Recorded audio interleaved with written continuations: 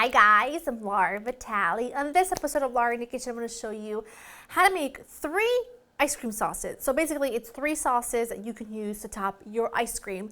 It occurred to me that I've never done a video like this before in Laura in the Kitchen, and since summer is around the corner and we are already experiencing some really warm days, I feel like ice cream is just the treat of the season, and you have to have some sauces in your back pocket that you can zhuzh up, like you spruce up any store-bought ice cream with. And so today I'm going to show you how to make a hot fudge. I'm also going to show you how to make a butterscotch and a strawberry sauce. I do already have a salted caramel sauce that I've made very recently here in Laura in the Kitchen, and that's one that you should have in your fridge at all times as well. And then on the website, when I list the recipes, I will also list how to store them and how long they'll keep for. That way you know, if you have them on hand, how long they're good for and all that jazz. Let's start with the hot fudge. You'll need granulated sugar, unsweetened cocoa powder, semi-sweet chocolate chips, heavy cream, unsalted butter, and you're also going to need a pinch of sea salt. You're going to need a pinch of sea salt with every one of these recipes. It really kind of brings them to life, and it just makes their flavors really shine. Salt does that in any recipe. Let's get started. In a saucepan, I am going to add the unsweetened cocoa and the sugar, and I just kind of mix them together like so. And now I'm going to add the heavy cream.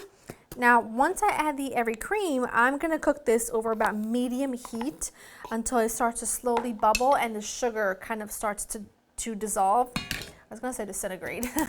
But you want to make sure that you don't have this over too high heat because you don't want to burn it, obviously. And you also want to make sure to whisk the entire time. I wanted to show you that this is what it will look like in the beginning as this starts heating up. Don't panic.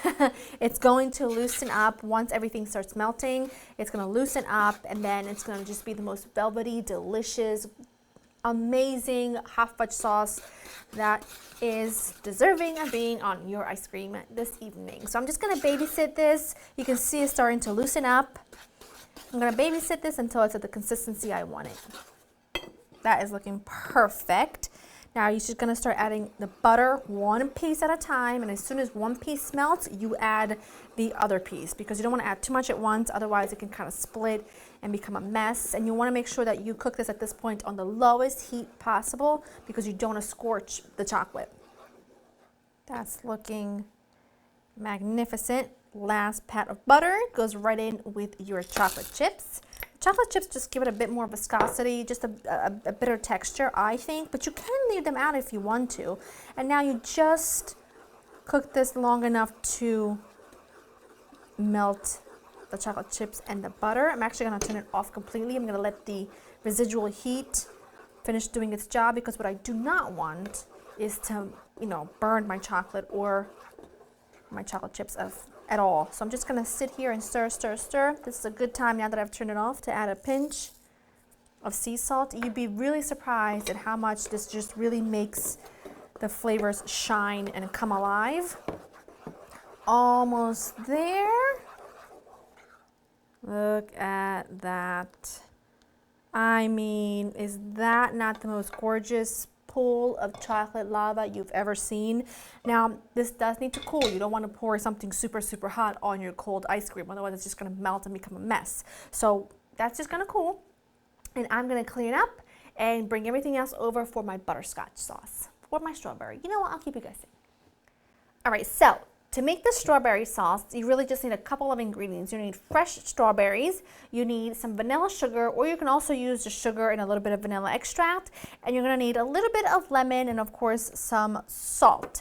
Now, if you want to, you can take about 1/3 of the strawberries that have been diced up and set them aside and just add them at the end if you want like a fresh strawberry, fresh strawberry texture running through it.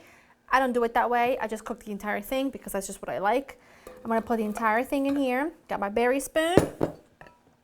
And then I've got my vanilla sugar. Now, vanilla sugar is just sugar that I have in a pot, in a container with some vanilla beans that have dried out. Now, what I'm going to do is once this cooks, I'm going to retrieve these little vanilla beans, but they're going to give it so much flavor. It's going to be fantastic. Over medium heat, I'm just going to cook these together. Give them a really good stir. Coat them with the sugar. They're gonna break down, and then once they start to break down, I'm gonna let them cook for about 10 minutes, and the vanilla sauce will be done. I'm actually gonna move this to the back, that way it can cook, and then I'm gonna bring the butterscotch sauce ingredients to the front and work on that. Might as well just 2 things at once if we can, right? Now to make the butterscotch sauce, which is not very different than caramel sauce, you just need butter, cream, dark brown sugar, a little water, a little sea salt, and some vanilla extract. In a saucepan, I'm gonna add my butter, and with my butter, I'm going to add my dark brown sugar. It's important that it's dark brown sugar because that's kind of what makes it butterscotch. The difference between butterscotch sauce and caramel sauce, it's not much difference. I mean, they're both cooked sugar, like a burnt sugar sauce.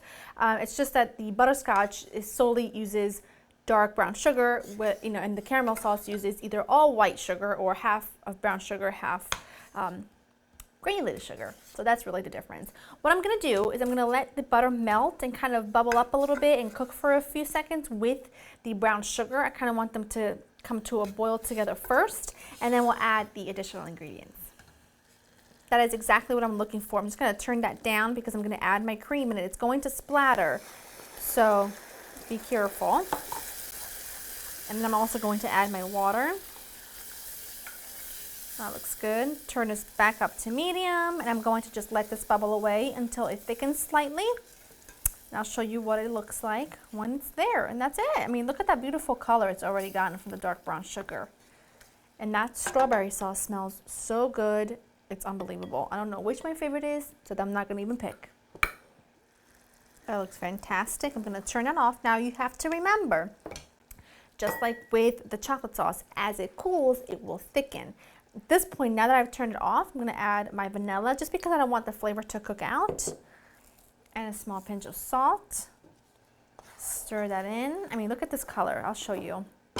Like I said, it looks runny, but you can just trust me that as it cools, it will thicken up beautifully. Look at that.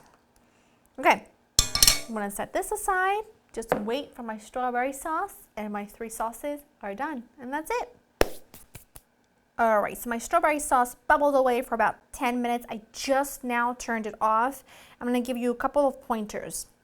Now at this point, like I mentioned earlier, if you want to, you could add your fresh berries if you had reserved some, that way you'd have some good texture. You can strain this if you don't want any texture in there at all, or you can keep it as is. I keep it as is because I like my strawberry topping to have strawberry running through it. But if I wasn't going to keep it as is, if I was going to strain it, I would make double the batch because you're not going to get that much juice in just this amount. So that would be my suggestion to you. I'm going to add about half a teaspoon of lemon, not much. It kind of just brightens everything up. A little pinch of salt. Give that a stir. I'm just retrieving the little vanilla beans that were in there. I can get that out. And now what I like to do as well, and this again, it's not totally necessary, it's optional. You can just spoon off that little bit of foam. It does absolutely nothing to your sauce. Doesn't hurt it, doesn't make it taste bad. It's delicious. It's just that it makes it a little bit cloudy. So by doing this, it just gives you more of a clear, sort of deep red color. Now I know some people add color to this, like food coloring to make it a little bit more red. I don't think that's absolutely necessary at all. I mean, I think it's just beautiful as is. Now don't mistake this for strawberry pie filling, because that's a completely different thing, and I will share that recipe with you in the future because it's a must-have. This is just a gorgeous strawberry sauce that as it sits, it thickens and it becomes so perfect to spoon over ice cream. Now that it's in this little cup, it'd be easier to even skim off the foam. But like I said, it doesn't hurt it at all. It's just like another extra step. But there you have it. Beautiful strawberry sauce. You've got your hot fudge and you've got your butterscotch. All 3 must-haves in your fridge. I will have everything written for you on the website for the ingredients, how to store it, how long it'll keep, all that jazz. Make some to have on hand because everyone loves them. Go to LauraInTheKitchen.com to get the recipe. Hope you enjoy spending time with me. I'll see you soon. It's gonna be hot though.